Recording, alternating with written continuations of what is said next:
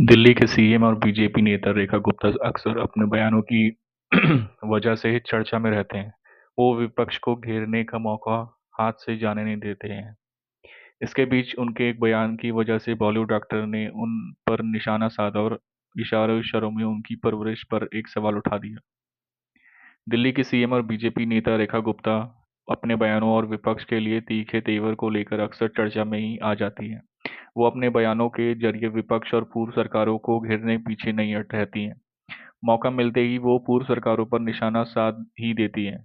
ऐसे में अब यमुना नदी की सफाई और दिल्ली के विकास को लेकर अब उन्होंने पिछली सरकारों को घेरा तो बॉलीवुड एक्टर ने उन पर तंज कस दिया। इतना ही नहीं, अभिनेता और फिल्म क्रिकेट ने उनकी दिल्ली दिल्ली में हुई परवरिश पर भी सवाल कर दिया। चलिए बताते हैं पूरा मामला। दरअसल दिल्ली की सीएम रेखा गुप्ता पर निशाना साधते हुए एक्टर कोई और नहीं बल्कि कमाल राशिद खान उर्फ केआरके हैं। वे सोशल मीडिया पर काफी एक्टिव रहते हैं। बॉलीवुड सेलेब्स से लेकर स- समाय सामायिक मुद्दों पर अपने विचार रखते हैं। कई बार उनकी वजह से ट्रोल्स का भी सामना करना पड़ता है।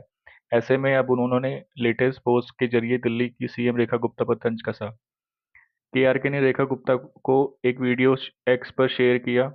इसे साझा करने का साथ साथ में ही लिखा, मैं पिछले 40 साल से सुनता आ रहा हूँ कि यमुना की सफाई हो रही है, अब तक तो नहीं हुई।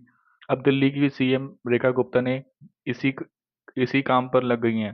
रेखा जी के मुताबिक आखिरी शासक औरंगजेब था जिसने दिल्ली के लिए कुछ काम किया था, क्योंकि 300 सालों में दिल्ली में किसी ने भी कोई काम नहीं किया। अब मैं ये नहीं समझ पा रहा हूँ कि कैसे उनके पिता दादा परदादा दिल्ली में रहते थे, कैसे उनका जन्म हुआ और वो बड़ी हुई, कैसे उनकी पढ़ाई की और एक पॉलिटिशियन बन गई। मैं सोचता हूँ ये सारा मैजिक था।